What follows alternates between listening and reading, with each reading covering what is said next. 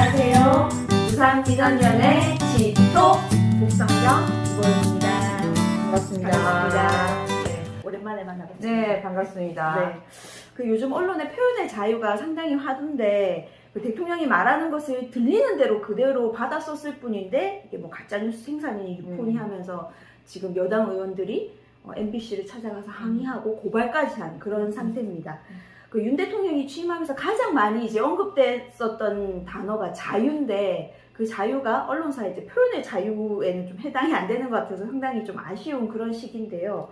부산에서도 비슷한 사례가 몇 달 전에 있었습니다. 그렇죠. 네네, 부산시 박형준 시장이 부산 MBC 빅벙커 프로그램에 대해서 반론보도 청구 소송을 제기했고 지금 재판 중에 있습니다. 오늘은 이와 관련된 좀 얘기 짧게 나눠보도록 하겠습니다. 시장이 지역 언론사를 상대로 소송을 제기하는 일이 그렇게 흔한 일은 아닌 것 같은데 대표님은 어떻게 보십니까? 네, 제 기억에도 부산에 지금 거의 처음이 아닌가 그런 생각이 드는데요. 실제로 이제 시장이 언론사를 대상으로 이렇게 소송을 하게 되면 이건 결과적으로 그 언론의 비판 기능, 그러니까 권력이나 시정에 대한 비판 감시 기능을 무력화하는 의도가 아닌가 이런 의심을 받을 수밖에 없고요. 그럼 그 과정에서 사실은 비판하는 그 과정이 시민들 입장에서 보면 다양한 정보를 알게 되는 그런 과정이라고도 볼 수 있는데 이런 무력화 시도에 의해 가지고 더 풍부하게 우리가 알 수 있었던 그런 정보들을 더 이상 알지 못하는, 그래서 결과적으로 시민의 알 권리를 침해받는 그런 일이 돼버리기도 하죠. 네네. 빅벙커 이 프로그램을 잠깐 우리가 좀 환기시켜 볼 필요가 있는데 빅벙커는 사실 토론 프로그램을 제외하면 지금 현재 부산 지역의 그 방송사 중에 시사 프로그램으로는 거의 좀 유일하다고 표현해도 될 것 같거든요.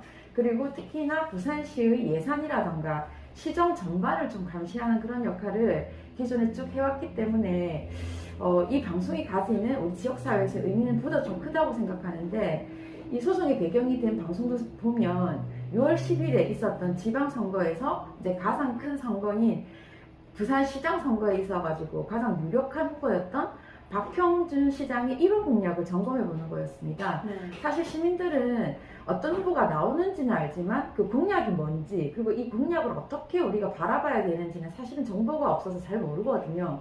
그럴 때 이제 지역 언론에게 그런 역할을 하라고 저희가 많이 요구하고 있는데 빅벙커는 그런 요구에 부응이라도 하듯 그 1호 공약이었던 15분 도시에 대해서 좀 여러 가지로 살펴봤는데 예를 들자면 이것이 핵심 내용이었던 그 생태성, 생태를 좀 보존하는 이런 방식의 도시 계획인가. 근데 알고 보니까 그게 아니라 토건 위주의 사업으로 흘러가는 어떤 경향성이 느껴진다.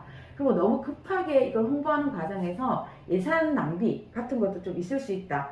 그리고 또 현역 시장이기 때문에 이런 움직임이 자칫 잘못하면 또 이 점검 해보기도 전에 이 정책에 대해서 너무 이제 강력하게 전달되는 것에 대해서 요목조목 좀 이렇게 살펴본 내용이 있었는데 박형준 시장 입장에서는 그게 이제 본인의 공약이나 자기 자신을 이렇게 공격하는 듯한 이런 어떤 인상을 좀 받았던 것 같고요. 그럼에도 불구하고 그 불편함은 그 시장에게 있었겠지만 많은 시민들은 사실은 그 시장에 대한 어떤 시각보다는 이것이 정말 필요할까? 그리고 15분 도시에 대한 이야기는 계속 많이 나왔는데 이게 아무 문제도 없는 것인가? 라는 고민거리를 던져줬다는 점에서는 시민들에게는 너무 필요했던 그런 방송이었다는 생각이 들고 그래서 시민사회에서도 좋은 방송, 지방선거 기간에 좋은 콘텐츠로 많이 이렇게 평가를 받았던 게 되게 아이러니한 그런 상황이라고 볼 수 있습니다. 네. 그런데 일각에서는 비록 뭐 정부라든지 광역단체라 할지라도 권력기관이라 할지라도 그러니까 방송 내용이 뭐 편파적이거나 왜곡됐다면 문제가 있고 그걸 문제 제기할 수 있지 않나 이런 의견들도 있거든요. 네, 그건 당연한 지적인 것 같아요. 네. 그 누구든 간에 사실은 보도에 있어서 팩트에 근거하지 않거나 좀 악의적 보도라던가 당연히 문제가 되고 그 피해자가 이제 본인의 어떤 권리를 이야기할 수밖에 없다고 생각하거든요. 그래서 지금 현재도 그 언론중재위원회에서 정정 보도를 요구할 수 있는 이런 제도가 있습니다. 그리고 많은 피해자들이 이제 그 제도를 통해서 구제받기도 하는데요. 근데 사실 이제 일반인들이 그런 요구를 하는 경우는 있는데 앞서 말했던 것처럼 시장, 어떻게 보면 행정 권력의 중심에 있는 사람이 이제 자기 정책에 대해서 비판적인 보도가 나갔다고 해서 그 소송을 걸거나 또는 그 전에도 그 언론중재위원회에 그 구제 요청을 하는 거는 이게 좀 맞는 것인가? 뭐 이런 얘기도 있습니다. 그런 어떤 그 주장들도 분명히 있고요. 어쨌든 간에 이렇게 소송으로 가기 전에 이미 그 반론을 제기할 수 있고 또 본인들의 어떤 입장을 드러낼 수 있는 그런 중재의 그 기관과 그다음에 활동들이 있었는데 박형준 시장 쪽에서는 이걸 받아들이지 않았었고요. 네, 그래서 양자를 그 조정하기 위해서 2회에 걸쳐 조정 회의를 했었는데 서로 간의 이 요구사항이 이제 너무 달랐고 특히나 박형준 시장의 좀 과도한 이런 그 요구 이런 것들이 결국은 불성립으로 끝나게 만들었던 그런 원인이 되기도 했습니다. 네. 그 반론 보도의 요구가 어느 정도였기에 부산 MBC가 이거를 수용하지 못했어요? 네, 저도 사실은 네. 이게 언론 중재까지 갔는데 중재가 되지 않았다는 게 사실 음. 처음 소식 들었을 때 되게 놀랬거든요. 그래서 도대체 부산시가 무엇을 요구했길래 이게 성립이 되지 않았을까 살펴봤는데 부산시는 아까 말씀드렸던 것처럼 그 15분 도시라는 이 공약이 되게 좀 중요했었던 것 같고 그래서 이것과 관련해서 비판적인 이야기를 한 게스트, 출연자들에 대해서 전면적으로 문제 제기를 좀 했던 것 같아요. 그러니까 프로그램 전체뿐만 아니라 그 출연자들이 의견으로 말하는 이것까지도 다 문제시했었고요. 그래서 이제 본인들이 반론 보도문을 이제 만들어가지고 멘트나 자막, 그리고 낭독 속도, 위치, 뭐 이런 아이고. 것까지 다 지정해서 방송사가 그대로 방송해 달라는 일을 요구를 한 거죠. 그래서 저희도 사실 언론을 이제 많이 감시하고 있고 모니터링하고는 있지만 실제적으로 반론 보도의 그런 상식선이라는 게 있거든요. 그래서 적당하게 이 방송사가 기존에 해왔던 선안에서 반론이 전달될 수 있게끔 그 시행만 하면 되는데 이렇게 구체적으로 뭐 자막이라든가 낭독 속도, 위치 이런 것까지 요구한다는 것은 어떻게 보면 이게 그 편집권 또는 그 언론의 자유에 대한 어떤 과도한 침해라고 좀 볼 수 있는 것 같아요. 그래서 이런 것들이 계속 부딪히고 그 논의가 되지 않음으로 인해 가지고 불성립이 되었던 것 같고요. 그리고 좀 더 아쉬운 건 사실 언론중재위에 나가기 전에 이미 시사 프로그램이라는 것은 공론장 역할을 하는 것이기 때문에 부산시가 적극적으로 이제 그 반론 내지는 자기 의견을 더 말하고 싶었다면 그 프로그램을 통해서 충분히 이야기를 나눠서 조정을 할 수 있었을 텐데 이거를 뭐 그 중재위까지 가고 그러니까 그런 행정 권력에서 중재를 찾게 되고 그것에서도 또 이게 불성립이 되어서 소송으로 이어지는 이런 과정 자체가 또 민주주의 사회에서 또 민주주의를 이렇게 잘 가동시켜야 되는 이런 지금 사회에서 좀 적절치 못한 방법은 아닌가 하는 그런 생각이 많이 들었습니다. 네, 그 말씀하신 것처럼 그 반론 그 요구권에 대한 내용이 제가 보면서 너무 과도하다라는 생각이 들었는데 좀 구체적으로 살펴보니까 그 반론 보도문을 인터넷, 유튜브 등 다른 매체에도 꼭 게재를 해야 된다. 그리고 보도기사 검색 데이터베이스에 보관해서 검색 가능하게 해야 한다. 그리고 이를 불이행할 때는 이행 완료일까지 1일에 500만 원 비율로 현금을 지급하라라는 내용으로 소송을 건 거예요.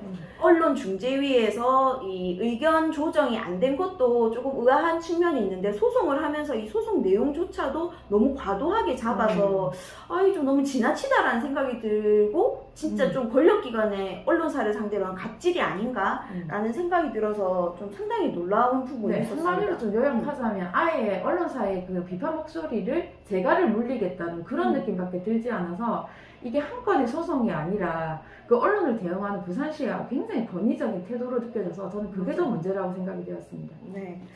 그 앞서서도 말씀드렸지만 그 빅벙커는 그 예산을 기반으로 해서 지역의 주요 이슈를 조금 점검하고 좀 지역사회 공론화시키는 역할을 해서 좀 많은 기관이나 뭐 이런 데서 좀 좋은 프로그램으로 상을 굉장히 많이 받았습니다. 그러니까 특히 지역 방송의 단일 프로그램으로 이렇게 수십 차례 이렇게 수상을 하는 게 거의 없는 사례라고 하던데 그래서 지역에서 아주 소중한 프로그램이라고 조금 생각을 하고 좀 칭찬을 하고 있는 저희 부산민원연도 칭찬을 하고 있는 좀 그런 프로그램인데 좀 이런 일이 일어나서 좀 아쉽다는 그런 생각이 들었습니다. 안타깝다는 생각이 들었습니다. 저희 부산민원연 입장에서는 어쨌든 특히 이제 지역 방송의 시사 프로그램, 보도 프로그램 열심히 모니터링하고 있는데 사실 지금 최근에는 그 토론 프로그램을 제외하면 그 시사 프로그램이라고 내세울 만한 게 그 부산 MBC 빅벙커 빼고는 사실 없거든요. 그리고 시민들이 가장 관심을 가지는 예산 문제에 대해서 굉장히 이제 그 집중적으로 취재를 하기도 하고, 그리고 또 다른 대안을 만들어내기 위해서 좋은 사례를 발굴하기도 하고,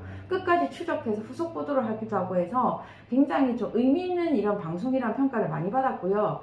실제적으로 보면 사회적 약자의 목소리를 많이 대변하기도 했고, 시민들의 건강권과 관련된, 그리고 우리가 내는 뭐 어떤 다양한 요금이라던가 뭐 실생활에서 필요한 다양한 제도에 돈이 제대로 사용되고 있는지, 오남용되고 없는지를 밝혀줘서 시민들이 예산에 대한 관심을 더욱더 크게 만들어서 굉장히 의미 있었다고 생각이 되고요. 눈에 띄는 어떤 성과만 하더라도 2020년에 저는 기억이 나는 게 그 부산시 성폭력 예산을 좀 점검을 했었는데, 이 방송이 나가고 나서 교육청에서 성폭력 피해자 치료비 지원 예산을 이렇게 확대하는 이런 성과가 있었습니다. 네.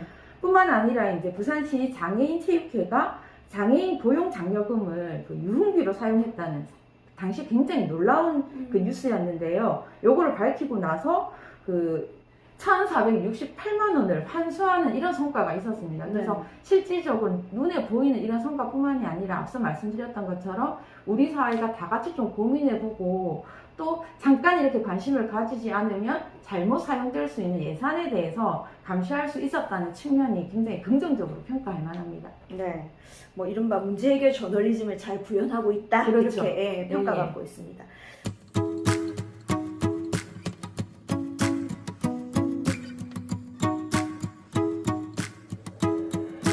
민원연이 지역의 언론 보도들이나 프로그램들을 모니터링하면서 감시 비판도 하지만 또 좋은 프로그램을 저희가 응원도 하고 많은 사람들과 공유하려고 좀 하고 있는 좀 그런 시도들이 있거든요. 그래서 이번에도 조금 지역의 좋은 프로그램을 응원하고 싶다라는 하나의 캠페인을 준비했습니다.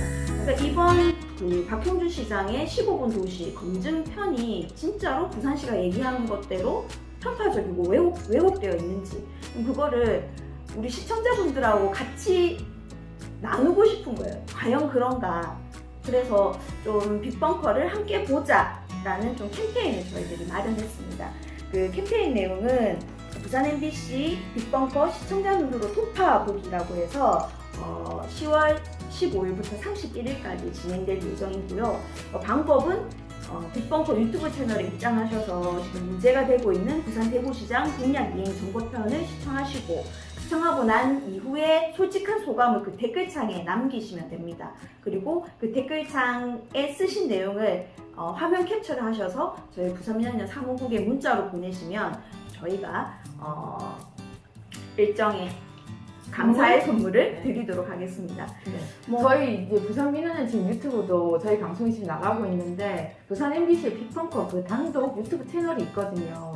그것을 좀 애용하고 지금 같이 보는 이 활동을 한다는 것은 한편의 그 프로그램에 대한 지지를 넘어서서 이렇게 다양한 비판과 감시의 시선을 가질 수 있는 언론에 대한 우리의 관심이라고 좀 생각하시고 우리 그 시민 여러분이 같이 참여해 주셨으면 좋겠다는 생각이 들고요. 요즘에 우리 시민들이 할 수 있는 좋은 방법이 있지 않습니까? 뭐 돈줄 낸다 이런 말처럼 유튜브 같이 보고 좋아요도 눌러주시고 의견을 그렇게 제시하는 과정 자체가 꼭 빅벙커가 아니더라도 빅벙커를 비롯한 지역의 다양한 감시 기능이 작동하는 이런 언론을 유지시키는 굉장히 좋은 방법의 그 어떤 밑거름이 될 수 있다는 걸 생각하시고 꼭 참여해 주셨으면 하는 바람을 말씀드리겠습니다. 네, 여러분의 많은 관심과 참여 부탁드리도록 하겠습니다. 네, 부탁드립니다. 네, 대표님 마지막으로 하시고 싶은 말씀 없으실까요? 네, 지금 우리가 이 자리에 있는 것도 이제 박형준 시장이 그 지역 언론의 비판, 감시 뭐 이런 역할에 뭐 재갈을 물리는 것은 아닌가, 봉쇄하려고 하는 건 아닌가라는 걱정 때문이기도 하거든요. 그래서 박형준 시장님께서는 지금이라도 언론의 기능을, 언론의 역할을 좀 다시 한번 생각해 보시고 좀 더 긍정적으로 이 문제를 해결해 보려고 좀 노력을 했으면 좋을 것 같고, 뿐만 아니라 지역 언론은 이런 문제로 인해서 위축될 것이 아니라 지역의 시청자와 시민을 믿고 기존에 해왔던 비판과 감시 역할, 그것이 여러분의 존재 이유이기도 하기 때문에 더 열심히 수행해 주실 것을 부탁드립니다. 그리고 저희는 이렇게 톡파보기에서처럼 열심히 응원하도록 하겠습니다. 네. 저희는 또 다른 지역 언론 이슈로 찾아뵙도록 하고요. 진행되는 캠페인 많은 참여 부탁드리도록 하겠습니다. 저희는 다음에 또 만나 뵙도록 하겠습니다. 여러분들 안녕.